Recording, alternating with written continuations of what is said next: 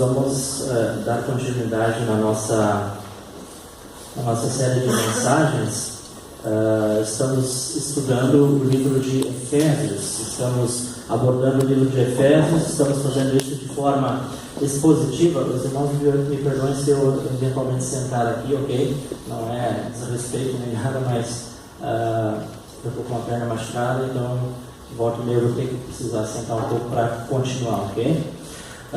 Então a gente tem falado a respeito dessa carta que Paulo escreve aos santos que estão em Éfeso, e nós temos falado bastante a respeito da questão da verdadeira identidade nossa em Cristo Jesus, que por vezes a gente tem dificuldade de entender qual é essa identidade que nós temos em Cristo Jesus. Você não é o que lhe fizeram, mas sim aquilo que Jesus já fez na tua vida. Você não é o que você faz, mas sim o que Jesus já fez. O que você faz não determina quem você é. Às vezes nós achamos que aquilo que determina quem nós somos é o que nós fazemos, ou se eu sou um profissional liberal, ou aquilo que eu sou é que vai determinar quem eu sou. Na realidade, isso não é uma verdade. É quem você é em Cristo que determina o que você faz. E essas são verdades fundamentais que a gente tem tentado trabalhar, tem tentado trazer através desse livro de Efésios. E o nosso objetivo é que realmente possamos fazer isso de forma prática, para que quando a gente saia de um culto ou saia de um domingo à noite, a gente saiba exatamente como é que eu posso aplicar aquilo na minha vida durante a semana. Como é que eu posso usufruir daquele alimento durante a minha semana para que espiritualmente eu possa estar, então, abastecido, digamos assim, para enfrentar aquela semana. Essa é, então, a nossa oração, e é pensando dessa forma que nós queremos estar trazendo essas mensagens para a igreja. Até aqui a gente já falou sobre a questão de que em Cristo eu sou santo. Muito embora que às vezes, ou talvez até na maioria das vezes, a nossa prática ela não condiz com a nossa posição, mas em Cristo eu sou santo. Foi o que nós vimos na primeira mensagem quando iniciamos essa série. Depois nós falamos que em Cristo eu sou abençoado, e a gente viu a série de bênçãos espirituais que Deus nos deu, que Deus já nos deu em Cristo Jesus, uma série de bênçãos que nós temos na nossa vida pelo fato de estarmos em Cristo. E no domingo passado nós falamos que em Cristo eu sou apreciado, né? Porque no mundo a gente muitas vezes é julgado, a gente é questionado, as pessoas muitas vezes elas não gostam da gente, existe uma pressão, mas quando nós olhamos para as verdades bíblicas, nós vamos ver que Deus ele nos ama, Deus ele nos aprecia, não por aquilo que a gente faz, mas Deus nos ama, Deus nos aprecia, porque Ele é um Deus que quer ter esse relacionamento íntimo com os seus filhos. Então nós, durante esses 3 domingos que nós iniciamos a série, nós falamos sobre esses 3 assuntos aqui. O capítulo 1 de Efésios, se os irmãos vão lembrar, nós vimos que aquele que é salvo por Cristo é alguém que já foi abençoado com toda sorte de bênçãos espirituais, como nós vimos naquele versículo de Efésios 1, versículo 3, com toda sorte de bênçãos espirituais nas regiões celestiais. E ainda Paulo também, nesse capítulo, ele afirma que nós fomos escolhidos. Ficou um pouco prejudicado naquele domingo, porque os irmãos lembram que caiu um temporal, a luz foi embora, e raios, e não tinha microfone, e eu não sei até que ponto deu para entender aquela mensagem, ou se todos conseguiram de fato ouvir aquela mensagem que nós falamos a respeito desses fatos que são as bênçãos que nós temos em Cristo, porque em Cristo nós somos escolhidos, nós somos predestinados, nós somos redimidos em Cristo. E aí, então, vimos que Paulo ele encerra o capítulo 1 do livro de Efésios. Ele encerra, então, esse capítulo 1 falando para aqueles santos lá que eles são apreciados em Cristo. Hoje, então, nós vamos iniciar o capítulo 2 do livro de Efésios, capítulo 2, versículo 1, e nós vamos falar que em Cristo eu sou salvo. Nós não vamos fazer a leitura desse texto todo ele agora, porque nós vamos, versículo por versículo, passar esse texto, estudando ele e explicando ele. Antes disso, vamos ter uma palavra de oração. Senhor, nós queremos mais uma vez te louvar e te agradecer pela oportunidade que o Senhor nos dá em podermos reunir aqui nessa noite, poder abrir a Tua Palavra e extrair dela o alimento para as nossas vidas. O que nós te pedimos, Senhor, é que o Senhor possa falar aos nossos corações e que nós possamos entender a mensagem que o Senhor tem. Muito obrigado pela liberdade que temos e também muito obrigado porque o Teu Santo Espírito que habita em nosso coração, é Ele quem vai nos ajudar a entender a mensagem da Tua Palavra. Por isso, Deus, queremos Te agradecer e entregamos esse tempo aqui agora, orando em nome de nosso Senhor Jesus Cristo. Amém. Capítulo 2 aqui, irmãos, quando Paulo está falando para aquelas pessoas, quando eu leio os versículos de 1 até 10, me passa a impressão que eu estou lendo o testemunho de alguém que entregou sua vida a Jesus. Exatamente essa é a sensação que eu tenho quando eu leio Efésios capítulo 2, versículo 1 até o versículo 10.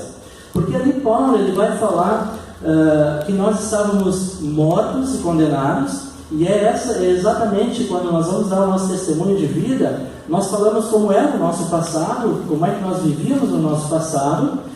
E aí, quando estamos testemunhando, nós falamos aquilo que Cristo fez na nossa vida e como é que é a nossa vida hoje com Cristo.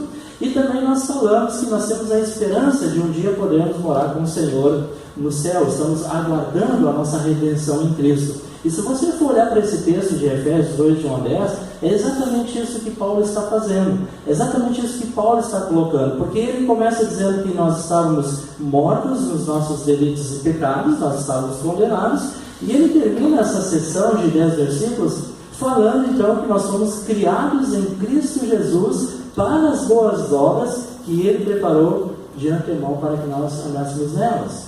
O apóstolo então ele faz um resumo de como deveria ser a vida de alguém que já foi salvo por Cristo. A salvação ela é um presente de Deus. A salvação é algo que nós ganhamos, ela é de graça. E nesse texto aqui vocês vão observar que Paulo ele faz questão de mencionar isso, quando ele diz que pela graça sois salvos. Então, é por causa da graça de Deus que nós somos salvos. Eu quero olhar então para esse texto aqui como se fosse um testemunho de alguém que recebeu a Cristo. E nós vamos falar então de 3 fases que envolvem a nossa vida, ou 3 fases que envolvem a vida de um cristão. A primeira delas é o livramento do nosso passado. Isso nós vamos então observar o versículo 1 até o versículo 3. Pensa junto comigo aí, tá? Tenha em mente como se você estivesse dando o teu testemunho de vida para algum descrente, para algum incrédulo. Então fica pensando exatamente nesse sentido. Então nós vamos falar sobre o livramento do nosso passado, nós vamos falar a nossa condição presente, o que é que Cristo fez em nossa vida hoje, e aí nós vamos olhar para os versículos 4 a 9, e por fim então nós vamos falar da nossa esperança futura, que vai estar no versículo 10, a respeito da esperança que nós temos em Cristo, de um dia podermos morar com Ele no céu. Mas então primeiramente vamos falar do livramento do nosso passado, ou seja, Deus nos libertou da condenação que nós tínhamos. Paulo aqui ele começa lembrando então esses irmãos de que Deus deu vida a eles por meio de Jesus, quando eles estavam mortos nos delitos e pecados. Olha o versículo 1 que diz ali: Ele, se referindo a Jesus, a Deus, Ele vos deu vida, estando vós mortos nos vossos delitos e pecados, nos quais andastes outrora segundo o curso deste mundo, segundo o príncipe da potestade do ar, do espírito que agora atua nos filhos da desobediência. O versículo 13 então vai nos dizer que entre os quais também todos nós andamos outrora, segundo as inclinações da nossa carne, fazendo a vontade da carne e dos pensamentos, e éramos por natureza filhos da ira, como também os demais. Então, irmãos, Paulo ele está falando que nós estávamos mortos nos nossos delitos e pecados, e também o pior que o pecado ele já nasce com o ser humano. O pecado ele não é uma doença que alguns têm essa doença e outros não têm essa doença. O pecado todos nós temos, ele é um estado natural que o homem se encontra. O homem natural ele está separado de Deus. O homem sem Cristo, ele é alguém que está separado de Deus. E exatamente por causa dessa separação de Deus é que ele está morto nos seus delitos e pecados. O próprio salmista Davi, não precisam abrir, mas se quiserem anotar, no Salmo capítulo 51, versículo 5, Davi vai falar da seguinte forma: eu nasci na iniquidade e em pecado me concebeu minha mãe. Então o pecado é algo que nós herdamos, e o pecado ele é a natureza ou o natural de todo ser humano. Então quando o pecado que Davi está falando aqui também, que Paulo fala que nós estávamos mortos, esse pecado eles não são os atos pecaminosos que eu e você cometemos ao longo da nossa vida. Mas quando Paulo aqui está tratando e está falando que, a respeito que nós estamos mortos nos delitos e pecados, Paulo ele está se referindo a exatamente esse estado de separação que nós estávamos de Deus. Ou seja, antes da minha conversão, antes de eu viver uma vida com Cristo, antes de eu entregar minha vida a Cristo, o meu estado natural era de pecado. Mas de pecado no sentido de estar separado de Deus, porque eu era um homem natural. Vamos olhar para o que acontece conosco por causa do pecado, ou o que acontece com uma pessoa sem Cristo. Então, por causa do pecado, o homem ele está morto. Como nós vemos no versículo 1, quando Paulo fala, ele vos deu vida estando vós mortos nos vossos delitos e pecados. É preciso entender que a morte aqui que Paulo está tratando não é aquela morte que nos leva para o cemitério, não é a morte física, mas Paulo aqui ele está falando da morte espiritual. O homem ele está morto em seus pecados, mesmo que ele seja vivo fisicamente. A morte é, em primeiro lugar, a punição por causa do pecado. E é por causa do pecado que a morte entrou no mundo e passou a toda a humanidade. Todos nós somos pecadores. Paulo também vai falar essa verdade no livro de Romanos, que todos nós somos pecadores. Ele chega a dizer que não há nenhum justo, não há quem faça o bem, não há quem entenda. Todos nós somos pecadores. Então, por causa do pecado, por causa desse estado de separação, o homem ele está morto, ele está separado de Deus. E essa verdade a gente pode verificar ao longo de toda a Bíblia, desde Gênesis até Apocalipse. Nós vamos ver que o homem natural, ele está separado de Deus, ele está morto. A morte, portanto, aqui nesse texto, ela é bastante real. No sentido real, ela nos separa de Deus, tanto espiritualmente quanto fisicamente. Em outras palavras, o que Paulo está dizendo é que dessa condição é que o homem sem Cristo, ele está morto para Deus. Ele é incapaz de amar a Deus. O homem sem Cristo, ele é incapaz de compreender as coisas espirituais. Por isso que quando muitas vezes nós testemunhamos a nossa fé para pessoas, as pessoas geralmente dizem: puxa, mas eu não entendo o que você está falando, eu não entendo o que significa isso, eu até leio a Bíblia, eu já li várias vezes a Bíblia, mas eu não consigo entender o que é que está escrito ali. Justamente porque o homem natural, ele não compreende as coisas espirituais, por causa que ele está separado de Deus. Mas também por causa do pecado, além de o homem estar morto, como Paulo fala em Efésios 2:1, o homem também ele é desobediente. E aí nós podemos ver então o versículo 2, quando ele diz: nos quais andastes outrora segundo o curso deste mundo, segundo o príncipe da potestade do ar, o espírito que agora atua nos filhos da desobediência.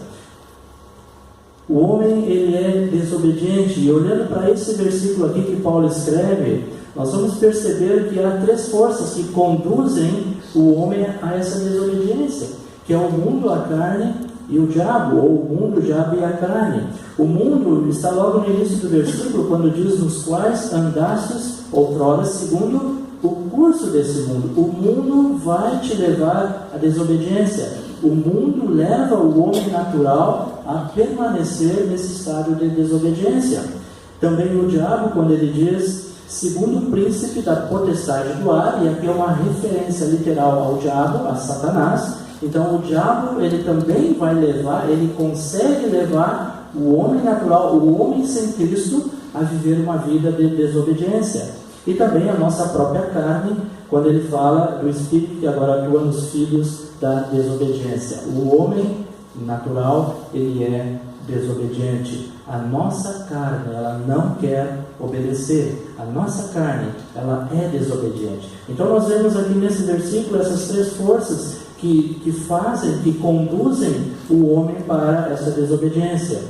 Agora, quando nós entregamos nossa vida a Cristo, quando nós passamos pela transformação, quando Cristo passa a habitar em nosso coração, nós somos salvos dessa maneira mundana de nós vivemos, porque o próprio versículo fala que nós andávamos segundo o curso desse mundo. Quer dizer, assim conforme as pessoas vão vivendo, Paulo diz que nós também andávamos, aqueles sem Cristo também viviam e andavam da mesma forma. Então Jesus, ele nos salva dessa maneira mundana de viver, e nós passamos, ou nós aderimos a uma nova maneira de viver. E pela graça de Deus, isso pode sim estabelecer um novo padrão para que as pessoas, ou futuras gerações, ou filhos, ou netos, possam, através do nosso testemunho, observar a nossa forma de viver e também poder serem agraciados ouvindo do Evangelho através da nossa própria vida.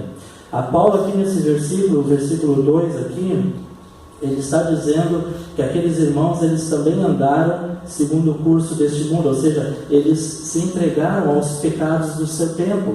Eles acabaram andando segundo os pecados que aconteciam naquela época. Se nós fôssemos observar, mas quais eram os pecados que estavam em moda naquela época, eram esses os pecados que aquelas pessoas, que aqueles santos, que aqueles irmãos estavam vivendo no curso deste mundo. Se Paulo estivesse escrevendo para nós nos dias de hoje, nós talvez observaríamos outros pecados que acontecem em nossa época, em nosso meio, e Paulo iria dizer: olha, vocês andavam segundo os pecados que têm acontecido na época de vocês. E Paulo aqui, ele reconhece isso. Lembra como se ele estivesse testemunhando da sua fé, dizendo como era a vida dele no passado.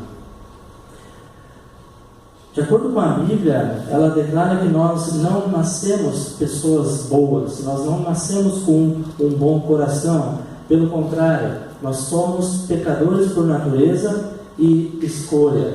Nós também, o pecado, ele é tanto uma condição que nós herdamos, quanto também um estilo de vida do homem. O homem natural, ele não quer saber de Deus, irmãos.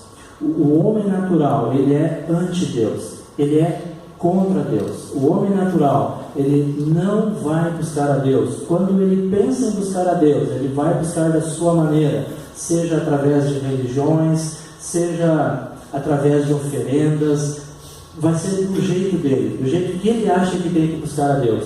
Por isso o homem natural, ele não entende as coisas espirituais. Então Paulo diz que por causa do pecado, porque o homem está sem Cristo, porque o homem, ele está separado de Deus, esse homem, ele está morto, ele está condenado, esse homem, ele é desobediente. No versículo 3 ele vai dizer que esse homem, ele é depravado. Olha o que diz o versículo 3: entre os quais também todos nós andamos outrora, segundo as inclinações da nossa carne. Irmãos, a nossa carne não há nada de bom. A nossa carne, ela jamais vai querer fazer as coisas de Deus, ou fazer a vontade de Deus. E Paulo está dizendo que eles andavam, aqueles cristãos, e também Paulo, eles andavam segundo as inclinações da carne. Fazendo o quê? Fazendo a vontade da carne. Irmãos, deixa a tua carne fazer de livre vontade o que tu quer, para ver como é que vira a tua vida. Deixa a carne fazer o que ela quer, o que é do agrado dela, para ver o que é que vira. Nós muitas vezes não temos o conhecimento do que acontece nesse mundo, e que bom que seja assim, porque Deus nos guarda, Deus nos protege muitas vezes de sabermos de determinadas coisas que acontecem nesse mundo. Pessoas que vão para o cemitério comer cadáver, pessoas que têm relações sexuais com animais, pessoas que são totalmente depravadas, pessoas que não têm o conhecimento de Deus, pessoas que mexem com feitiçaria a ponto de entregarem totalmente suas vidas para que o inimigo seja o condutor deles. O homem, ele é depravado, o homem, ele não é bonzinho. Isso Paulo fala também em Romanos. Imagina quando ele diz que outrora, ele fala também todos nós, percebe que o apóstolo se inclui junto.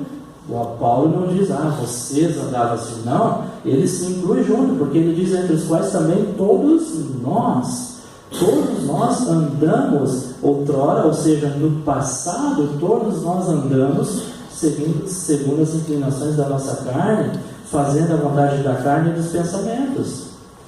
Então o homem não convertido, ele vive para agradar a vontade da carne e os desejos do seu pensamento. O homem, ele age de forma pecaminosa, porque os seus desejos, pensamentos e intenções são pecaminosos. Foi entre os filhos da desobediência que Paulo e seus amigos cristãos aqui, ou seus leitores, que também andaram antes do seu novo nascimento, a vida deles era carnal também. Paulo, ele tinha levado uma vida moralmente correta e equilibrada, mas agora aqui ele estava reconhecendo que ele também era muito pior do que ele achava ou daquilo que ele havia praticado, porque o homem natural, ele é depravado, assim como todos os que não têm Cristo Jesus. Um certo pastor uma vez disse o seguinte: o homem sem Cristo, ele anda com o pescoço na coleira do diabo e no cabresto do pecado. Um homem sem Cristo anda com o pescoço na coleira do diabo e no cabresto do pecado.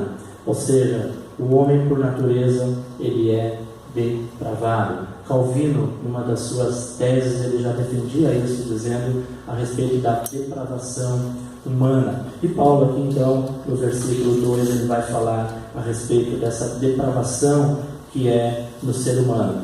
Mas também por causa do pecado, por causa do estado de separação entre o homem e Deus, o homem, ele é depravado, como eu recentemente falei, e também o homem, ele está condenado, ainda no mesmo versículo 3, só que agora no final do versículo, Paulo vai dizer que nós éramos por natureza filhos da ira, como também os demais. É a palavra de Deus que está dizendo que o homem sem Jesus, ele é por natureza filho da ira. Ou seja, o homem sem Cristo, ele está condenado. O homem sem Jesus, ele está condenado. A ira de Deus é a sua reação pessoal frente ao pecado. Quem vive debaixo da ira de Deus terá que suportar na eternidade o inferno. Sabe, irmãos, todos, sem exceção, todo o ser humano que Deus criou, sem exceção, desde Adão e Eva, todos estão condenados à morte eterna. Todos estavam condenados à morte eterna. Por isso se torna fácil nós entendermos a doutrina da eleição, porque o homem, por causa do pecado, ele estava nesse estado de separação de Deus. Por causa do pecado, o homem, ele já está morto, ele já está condenado. O homem, ele é desobediente, ele é depravado, o destino final dele é o inferno. Essa é a situação do ser humano, daquele que está separado de Deus, daquele que está no pecado, estado pecaminoso. Por isso, então, quando nós estudamos e olhamos para a doutrina da eleição, nós podemos ver que Deus, na sua graça, na sua misericórdia e para louvor da sua glória, Deus, ele quis escolher alguns, Deus, ele elegeu alguns, e também Deus, ele salvou alguns. Agora, por que é que Deus fez isso? Deus fez isso exatamente porque ele fez isso para que nós pudéssemos ganhar a vida, né? Ganhar em vida. Lembra que daí no versículo que nós lemos, ele vos deu vida, no início do versículo que nós lemos, né? No versículo 1, ele vos deu vida, estando vós mortos nos vossos delitos e pecado. Então, Deus nos escolheu para nos dar vida, porque nós estávamos mortos, mas também Ele nos escolheu para nos tornar-se obedientes a Deus. E aí o versículo que nós lemos, 2, falava que nós éramos filhos da desobediência. Então, por isso, Deus, Ele nos escolheu para nos tornar pessoas obedientes a Ele.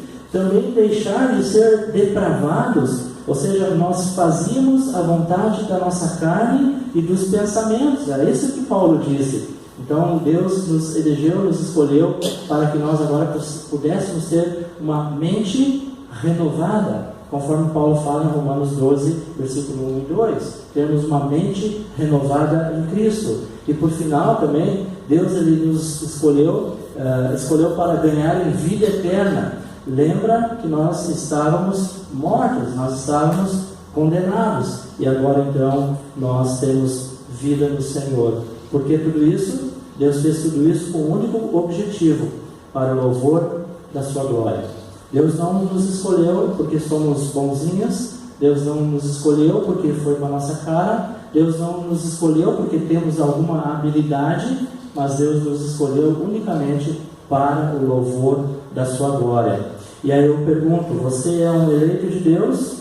Não cessa de agradecer a Deus por isso. Diariamente, quando você acordar de manhã, dá glórias a Deus. Agradece a Deus por tão grande salvação. Como a gente já comentou, e a sexta-feira no nosso grupo até nós estávamos comentando sobre isso, eu poderia não ser um escolhido. E Deus não seria injusto, de forma alguma. E também Deus não seria menos amoroso porque Ele não teria me escolhido. Mas pensa que bênção, pensa que gratidão a isso, que Deus me escolheu. Porque Ele poderia não ter me escolhido. Então, se Deus escolheu você, agradece a Deus por isso. Louve a Deus por isso. Valoriza essa tão grande salvação que Deus tem nos dado. Não podemos baratear a salvação em Cristo e nem podemos menosprezar o sacrifício de Cristo na cruz. Então, se somos eleitos, temos que sim ter um coração grato. Como aqui no início do nosso tempo de louvor, o Lucas comentou que sim, passamos por dificuldades, sim, passamos por derrotas, passamos por pressões, mas nunca podemos nos esquecer que mesmo em meio a essas tempestades, Deus ele nos salvou. Em Cristo eu sou salvo, não importa o que vai acontecer, não importa quais são os percalços que eu vou ter durante a minha caminhada. Talvez eu vou sofrer, talvez eu vou passar por dificuldades, mas ao final de tudo isso, o propósito de Deus na minha vida é que Ele seja glorificado. Então, quando nós pensamos desse prisma, ou quando nós olhamos por esse foco, nós vamos entender e até mesmo aceitar quando acontecem coisas na nossa vida. Quando, por exemplo, você perde um emprego e aí você fica pensando, mas por que é que Deus permitiu isso na minha vida? Pensa que Deus permitiu isso na tua vida para o louvor da glória dEle. Se você daqui a pouco descobre uma doença na sua vida, e aí ao invés de ficarmos questionando, mas por que essa doença? Mas por que isso? Pensa que Deus permitiu para o louvor da sua glória. Assim como Deus faz tantas coisas na nossa vida, tudo que Ele faz é para louvor da glória dEle. Estamos passando por pressão, é para louvor da glória do Senhor. Estamos passando pela dificuldade, é para louvor da glória do Senhor. Cristo está triste? Busca Deus e glorifica o nome dEle. Então, Paulo falando aqui do livramento do nosso passado, falando como é que era a vida dele e também daqueles irmãos, daqueles santos em Éfeso. Paulo falando que a vida deles era assim. Eles eram alguém que eram depravados, eles eram alguém que estavam mortos, eles eram desobedientes, eles eram filhos da ira, portanto eles estavam condenados. Isso era o passado deles. Mas daí Paulo, e que bom que é assim, Paulo agora ele começa a retratar a condição presente que eles tinham hoje em Cristo, ou seja, a nossa condição presente. E a partir então do versículo 4, Paulo ele faz esse contraste entre o que nós éramos por natureza e o que nós somos hoje pela misericórdia e graça de Deus. Se antes estávamos mortos, agora nós somos ressuscitados para uma nova vida com Deus. Deus ele nos deu vida. E agora aqui nos versículos 4 em diante, Efésios 2, 4 até 9, nesses versículos aqui, eu quero destacar algumas verdades importantes que nós precisamos saber. E a primeira verdade que eu encontro aqui nesses primeiros versículos aqui é que Deus ele nos amou. Não adianta nós perguntarmos, e outro dia alguém perguntou assim, mas por que Deus me amou? Por que Deus me amou? Eu não sei por que Deus me amou. Eu não sei o que Ele viu na minha vida ou o que Ele viu na tua vida para nos amar. Mas isso não muda o fato, ou isso não muda a verdade. A verdade é que Deus nos amou. Olha o que Paulo fala no versículo 4. Mas Deus, sendo rico em misericórdia, por causa do grande amor, irmãos. Não é qualquer amor, não é qualquer sentimento. Mas por causa de Deus sendo rico em misericórdia, por causa do grande amor com que nos amou. As palavras aqui no início do versículo, mas Deus, elas formam uma das transições mais significantes da literatura bíblica. Elas indicam que houve uma mudança radical. Paulo estava dizendo, a gente estava morto, a gente estava condenado, a gente era depravado, a gente era filho da desobediência, estávamos condenados, estávamos no inferno. E aí Paulo diz assim, mas, mudou o quadro, mudou o cenário. Éramos assim, mas agora ele vai passar a descrever que nós somos alguém que somos amados por Deus. Deus, Ele nos amou. É uma trasladação da ruína e do desespero do vale da morte para os deleites do reino de Cristo. O autor dessa transformação é o próprio Deus. Deus, Ele é essencialmente amor, irmãos. Amor faz parte do que Deus é. E quando esse amor ele se refere a nós, ele se manifesta pela graça, pela misericórdia. E essa é uma grande verdade que nós precisamos sempre ter em nossa mente. Deus, Ele nos amou. De novo, fica muito fácil de entender, de glorificar, de agradecer a Deus por nossa eleição em Cristo. Se Deus nos amou, Ele quis nos salvar, Ele quis nos agraciar com tão grande salvação. Este amor que Paulo fala, Deus ele demonstrou enviando seu próprio Filho para morrer numa cruz em nosso lugar, proporcionando nossa vida eterna. Essa é a primeira verdade, versículo 4, que Deus ele nos amou. Uma segunda verdade que nós podemos perceber é que Deus ele nos ressuscitou. Deus não só nos amou, como Ele também nos ressuscitou. O versículo 5 vai dizer, estando nós mortos em nossos delitos, nos deu vida, juntamente com Cristo, pela graça sois salvos. Ora, alguém que estava morto e recebeu vida, é alguém que foi ressuscitado. Alguém que estava morto nos seus delitos, Paulo diz que agora Deus deu vida juntamente com Cristo. Nós estávamos mortos, mas Deus nos deu vida. Deus ele realizou em nós essa poderosa ressurreição espiritual por meio do poder do Espírito Santo. E ao crermos em Cristo, quando nós depositamos a nossa fé em Jesus Cristo, nós somos salvos, então nós passamos da morte para a vida. Por isso que nós podemos dizer que a pessoa sem Cristo, ela está morta.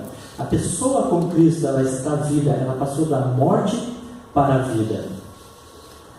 Paulo ele faz questão de afirmar que a nossa salvação é somente pela graça. E no versículo 4, como nós lemos antes, ele fala da misericórdia de Deus. E agora aqui no versículo 4, ele vai falar, no versículo 5 melhor, ele vai falar da graça de Deus. Misericórdia significa nós não recebermos o castigo que nós merecíamos de Deus, enquanto que a graça significa que nós recebemos a salvação que nós não merecíamos de Deus. Nós temos a misericórdia de Deus sobre a nossa vida, por Ele não nos condenar ao inferno. E nós temos a graça de Deus em nossa vida, por Ele nos dar a vida eterna, ou por Ele nos dar a salvação em Cristo. Duas palavrinhas chaves. Duas palavrinhas que eu gostaria que você levasse para o resto da tua vida: misericórdia e graça. Tu estavas condenado, o que tu merecia, o que eu merecia era o inferno. Deus teve misericórdia. Nós não merecíamos a salvação, mas Deus teve graça e nos deu a salvação. Só pensando nisso, irmãos, nós já teríamos N motivos de louvarmos a Deus diariamente por essa tão grande salvação que Ele realizou em nossa vida. A terceira verdade que nós podemos ver desse texto é que Deus ele nos exaltou. Versículo 6.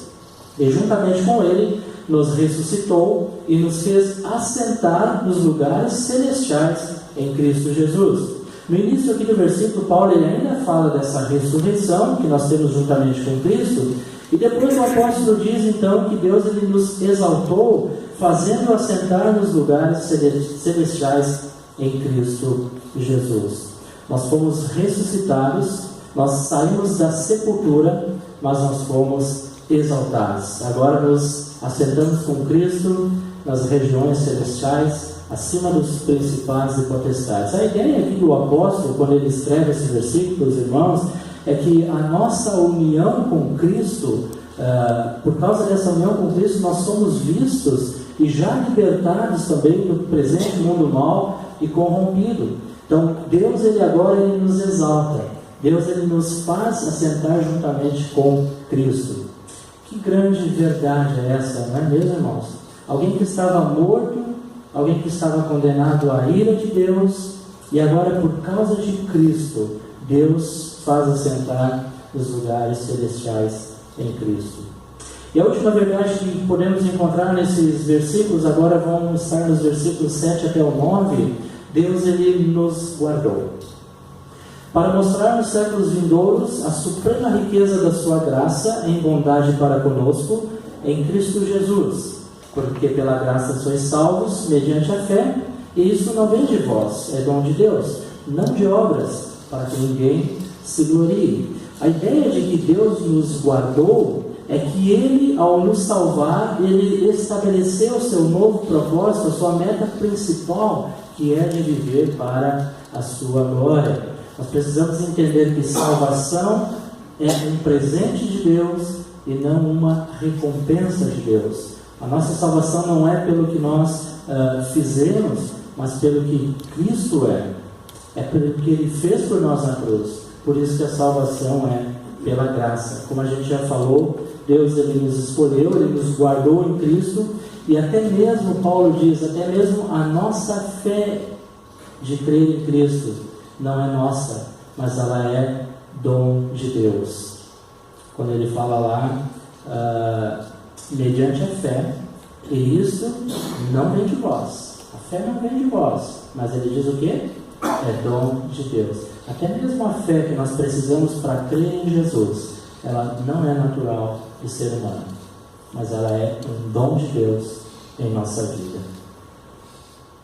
Paulo, escrevendo então aos santos em Éfeso, ele fala do livramento do nosso pecado, que é a primeira fase na vida de um cristão, na vida de alguém que já aceitou Jesus, e ele vai falar então dessa nova condição presente, que é a segunda fase na vida de um filho de Deus. E ele encerra então esse texto aqui falando a respeito da nossa esperança futura. Essa é a terceira fase da vida de um cristão. Então, de novo relembrando, de novo pensando nesses versículos, nesses 10 versículos, como alguém testemunhando da sua fé em Jesus, alguém que falou do seu passado: eu era assim, eu estava condenado, eu ia para o inferno, mas aceitei, criei em Cristo, e a partir de agora a minha vida, ela mudou. Deus fez essa transformação na minha vida. Eu era condenado, hoje eu estou assentado nos lugares celestiais com Cristo. E ainda no seu testemunho de vida, a pessoa ainda fala da sua esperança futura, ou seja, de que um dia eu vou estar para sempre com o Senhor. E aí nós vemos o versículo 10, quando ele diz: pois somos feitura dele, criados em Cristo Jesus para boas obras, as quais Deus de antemão preparou para que andássemos nelas. A palavra feitura aqui no versículo 10, que se encontra nesse versículo, ela pode ser entendida como poema. Em Cristo nós nos tornamos uma obra-prima de Deus. Nós somos vistos por Deus como um poema dele, como uma obra de arte.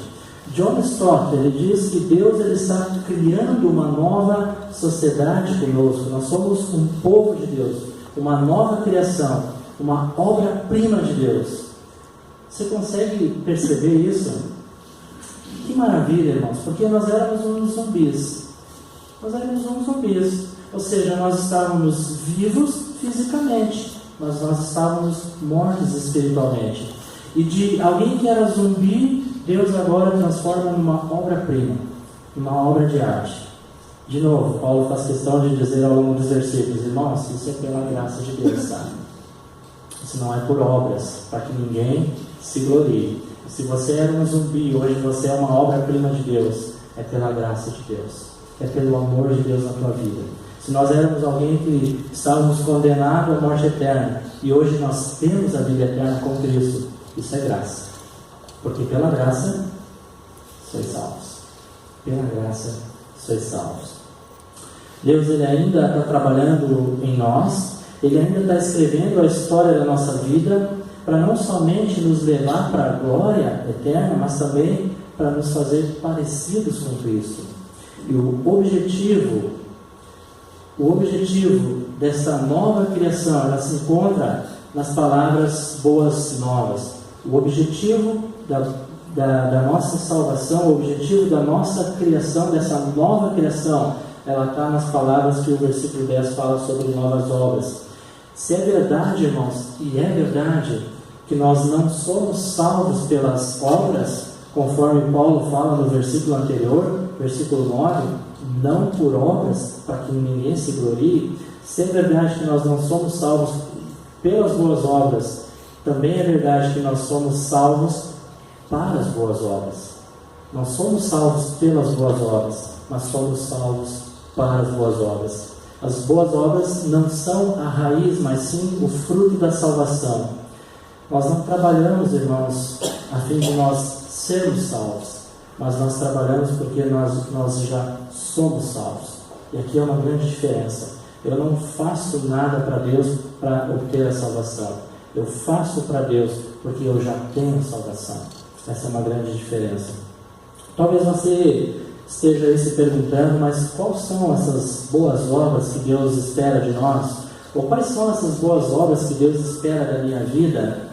E Paulo mesmo vai responder, porque ele diz que são obras as quais Deus de antemão preparou para que andássemos nela. Mas talvez a gente vai olhar para o versículo e ainda não vai conseguir entender, ou ainda vai ficar a pergunta, ok, Deus ele nos salvou para as boas obras, e Paulo diz que essas obras são obras que Deus preparou de antemão, mas eu ainda continuo pensando, mas que obras são essas? E aí, irmãos, eu gostaria de dizer para vocês que Deus ele trabalha de forma individual com cada um dos seus filhos. Deus ele não trabalha por atacado. Deus ele não vai pegar todo o seu povo e vai aplicar a mesma regra, vai trabalhar com o seu povo de forma igual. Muitas coisas, sim, Deus vai trabalhar de forma igual com o seu povo, mas Deus ele vai trabalhar de forma individual na tua vida. Por isso que a minha experiência cristã, ela vai ser diferente da tua experiência cristã. O teu compromisso com Deus, o teu relacionamento com Deus, ele vai atingir níveis diferentes dos que eu vou experimentar com Deus. As boas obras que Deus preparou para a minha vida, para que eu ande nelas, certamente vão ser obras diferentes das quais Deus preparou para a tua vida. Então não há como nós aqui simplesmente fazermos uma lista de boas obras e dizer que isso aqui é para todo mundo. Sim, vão haver boas obras que todos nós devemos andar, como por exemplo, testemunhar do sangue de Cristo. Isso não é para alguns, isso é para todos os filhos de Deus. É uma boa obra que devemos fazer, anunciar o Evangelho a toda criatura. Isso compreende todos nós. Mas vão existir outras obras que vão ser específicas para a tua vida. E aí o que devemos fazer? Buscar conhecer a vontade de Deus. Agora, para saber quais são essas obras que Deus preparou para mim, eu preciso dar alguns passos. Eu preciso ter alguns posicionamentos para que eu saiba quais são essas boas obras que Deus preparou para mim. E aqui fica a pergunta: você já sabe quais são obras que Deus preparou para você, para que você ande nelas? Porque Paulo está dizendo que Deus preparou essas obras antes mesmo da fundação. Antes mesmo Ele já preparou essas obras para nós andarmos nelas.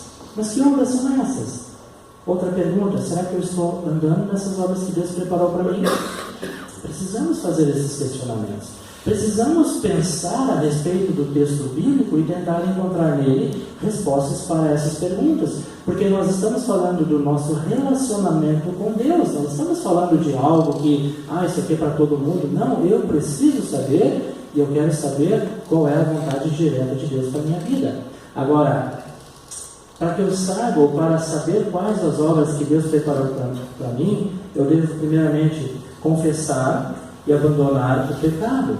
Eu preciso sim, irmãos, ter uma vida de confissão constante com Deus. Eu preciso sim abandonar o pecado.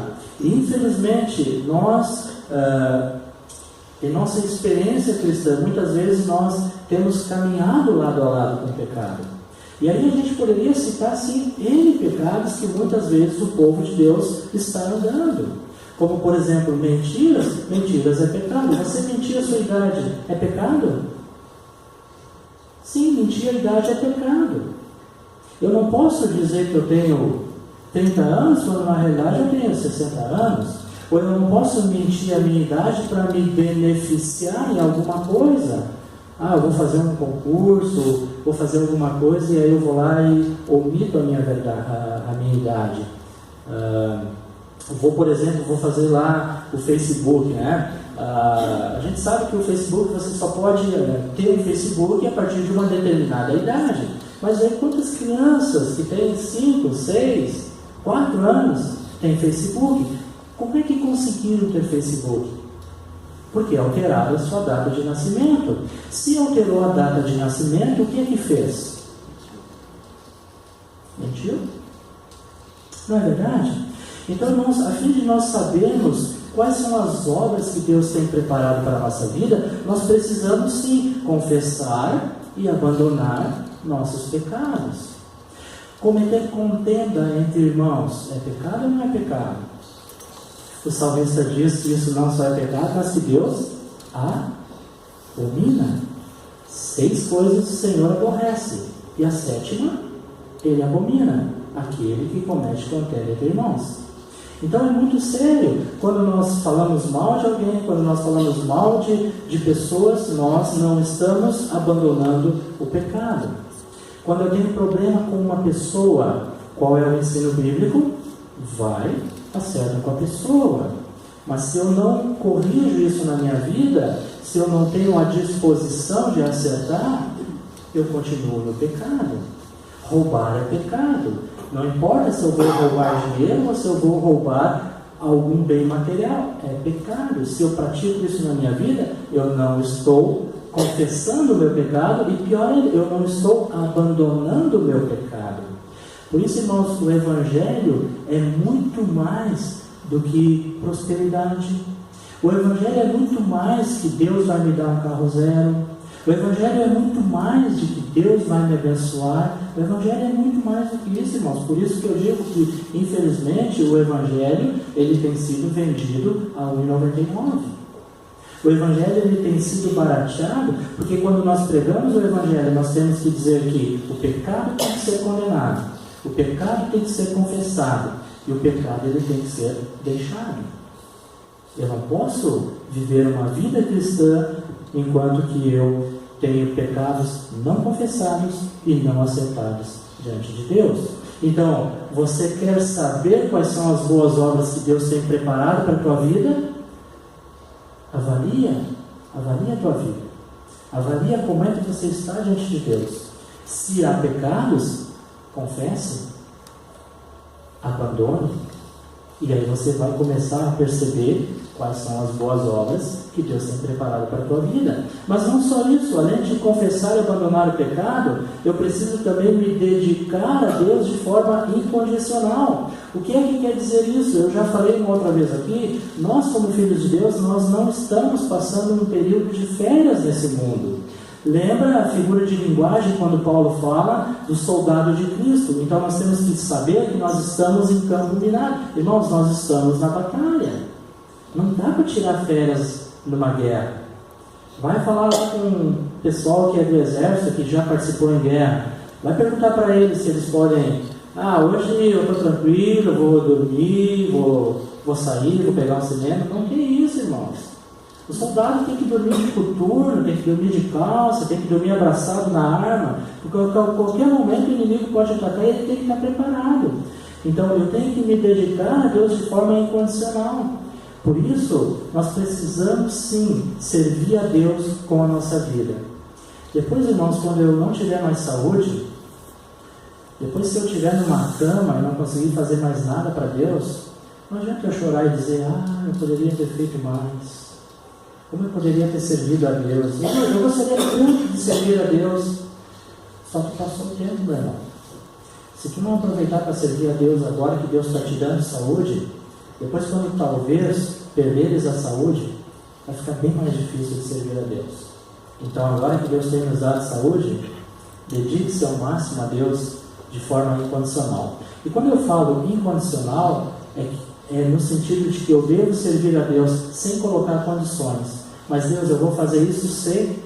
Mas Deus, eu quero fazer isso sei. Não. Servir de forma incondicional é: Senhor, o que o Senhor tem para a minha vida? Conta comigo. Estou aqui para essa obra. A fim de sabermos quais são as obras que Deus preparou para nós, além de confessar e abandonar o pecado e nos dedicarmos a Deus de forma incondicional, nós precisamos estudar a Bíblia para saber a vontade de Deus. Irmãos, eu posso afirmar para vocês, não vai descer um anjo do céu dizendo no teu ouvido que a vontade de Deus é essa e essa. Não vai acontecer, ok? Não vai descer um anjo do céu para dizer qual é a vontade de Deus para a tua vida. Você vai descobrir a vontade de Deus para a tua vida conhecendo esse livro, estudando esse livro, se dedicando a extrair as verdades espirituais desse livro. Nós precisamos conhecer a palavra de Deus. Nós precisamos ter intimidade com Deus. Você quer falar com Deus? Você ora. Você quer escutar Deus? Você lê a Bíblia. Não tem outra forma. É bem simples, mas é o que precisamos fazer. Quer descobrir quais são as boas obras que Deus tem para a tua vida? Estuda a Bíblia. Também passa tempo em oração diariamente. Precisamos conversar com Deus. Precisamos tirar um tempo com Deus. Você que é pai, você que é mãe, você consegue ficar uma semana ou um mês sem falar com teu filho ou com a tua filha? Você consegue fazer isso? Morando junto? Não tem como. Você tem relacionamento com teus filhos. Deus também quer ter relacionamento conosco. Deus não vai aparecer aqui na frente de forma humana para conversar comigo. Eu vou conversar com Ele através da oração. Eu preciso dispensar tempo em oração com Deus. Se eu não passo tempo em oração com Deus, eu não vou ter esse relacionamento com Deus. Então é necessário, além de estudar, também passar esse tempo de oração. Preciso ainda aproveitar as oportunidades para servir. Eu preciso estar atento àquilo que Deus tem me mostrado que eu posso estar servindo a Deus. E nós já falamos aqui inúmeras vezes, eu não preciso servir a Deus somente pregando a palavra de Deus. Eu não preciso servir a Deus somente cantando no culto. Tem várias formas que nós podemos estar servindo a Deus. Várias formas. Deus tem distribuído dons no meio da sua igreja. Deus tem distribuído dons para cada um dos seus filhos. A pergunta sempre é: eu estou exercendo o meu dom? Eu estou praticando o dom que Deus tem me dado? Porque vai ser dessa forma que eu vou servir a Deus. No momento que eu passo a servir a Deus, eu vou estar também cumprindo ou vou estar andando nas obras que Deus tem preparado para a minha vida. Por último ainda, então, nós precisamos cultivar a comunhão com a igreja. Não existe comunhão via internet, irmãos. Não existe comunhão através de redes. Nós só vamos ter comunhão com os irmãos quando nós estamos juntos. Lembra lá de Atos 2, 42 a 47? Aqueles irmãos, eles tinham tempo juntos. Eles passavam muito tempo juntos. A ponto de a palavra dizer que diariamente eles distribuíam o pão entre eles. Ou seja, no mínimo nós podemos concluir que diariamente aqueles irmãos estavam juntos. Então muitas vezes nós temos, por exemplo, em nossa igreja, nós não estamos diariamente juntos. Nós estamos semanalmente juntos. Domingos à noite, durante a semana grupos, ou quem sabe escola bíblica, mas nós não estamos diariamente juntos. Então eu preciso sim cultivar a comunhão com os cristãos. Às vezes me causa muita estranheza que tem crentes que não têm comunhão com irmãos em Cristo, ou quase não têm comunhão com irmãos em Cristo, mas tem comunhão com tudo que é tipo de pessoa. E aí amanhã depois dá algum problema, alguma dificuldade, e essas pessoas vêm e dizem: eu não sei o que aconteceu, meu filho se envolveu com uma turma e agora está acontecendo isso, isso e isso. E aí a gente pergunta: você tem trazido o teu filho para ter comunhão na igreja? Você tem trazido o teu filho, tem se preocupado para que teu filho tenha comunhão na igreja? Ou ele passa mais tempo com os incrédulos do que com os cristãos? Precisamos sim, irmãos, fazer essas perguntas. Precisamos nos questionar em relação a isso. Então, como eu falei antes, nós não podemos dizer especificamente quais são as obras que Deus preparou de antemão para que eu e você andássemos nelas. Não podemos especificar essas obras. Mas se eu quero saber quais são essas obras na minha vida particular, eu preciso dar esses passos a fim de que eu tenha certeza de quais são as obras. E se nós praticarmos essas coisas em nossa vida, não vai haver nenhuma dúvida de quais são as obras que Deus preparou de antemão. Nós somos salvos para glorificar a Deus por meio das boas obras que Ele nos preparou. Então, encerrando, irmãos, a nossa esperança futura, ela está no fato de nós sabermos que em Cristo Jesus nós fomos eleitos, predestinados, redimidos e estaremos para sempre com o Senhor. Para sempre. A partir do momento que a igreja for arrebatada, a partir do momento do arrebatamento da igreja, Paulo diz que nós vamos estar para sempre com o Senhor. Então, concluindo, Paulo ele relata essas 3 fases na vida de um cristão, ele relata essas 3 fases na vida de alguém que já é filho de Deus, e ele fala então do livramento do passado, aquilo que aconteceu na sua vida, dos santos em Éfeso, o que estava acontecendo com aquele pessoal, como é que eles eram, onde eles estavam, qual era a condenação que eles estavam incorrendo, ele fala disso. E aí ele fala da condição presente. Deus ele nos amou, Deus nos ressuscitou, Deus nos exaltou, Deus nos livrou do inferno. Ele fala da condição presente e agora então ele vai falar da sua esperança futura de um dia estar para sempre com o Senhor. Pensando nisso então, irmãos, eu queria que nós pudéssemos fazer um resumo para a nossa vida. E o que é que nós precisamos então extrair desse texto para que possamos aplicar em nossa vida, para que possamos aplicar no nosso dia a dia. Por exemplo, eu gostaria que nós tivéssemos um coração agradecido por ter o livrado do seu passado. Lembra disso, agradece a Deus. Deus, Ele te livrou do teu passado. Tu estavas condenado e Deus não tinha nenhuma obrigação de te tirar da condenação do inferno, mas Ele, por amor, por graça, por misericórdia, Ele te livrou do teu passado. Agradece a Deus por isso. Isso é uma forma de, durante a semana, você passar agradecendo a Deus. Também, dar-lhe uma nova condição no presente. Hoje você não precisa ser alguém mais depravado. Você não precisa hoje ser alguém que está dominado pelo pecado, porque em Cristo Jesus nós somos livres. Então, agradece a Deus por dar-lhe uma nova condição no dia de hoje. Você é um filho de Deus? Você é um cristão? Agradece a Deus por isso. E por último, dar uma nova perspectiva de futuro. Estávamos mortos, hoje temos a vida eterna com o Senhor. Que essas verdades, irmãos, possam falar muito fundo nos nossos corações, a fim de impactar as nossas vidas, para que a gente possa viver exatamente com esse único objetivo, ou seja, glorificar a Deus por meio do nosso viver. Que isso, irmãos, possa ser uma realidade em nossa vida. Que seja uma realidade na minha vida e seja uma realidade na tua vida. Que tudo que nós fizermos, tudo que nós falarmos, tudo que nós pensarmos, todos os nossos atos e atitudes tenham como objetivo final glorificar o nosso Deus. Por isso que nós falamos hoje que em Cristo eu sou salvo. Agradece a Deus por tão grande salvação. Vamos orar? Senhor Deus, nós queremos te louvar e te agradecer mais uma vez pela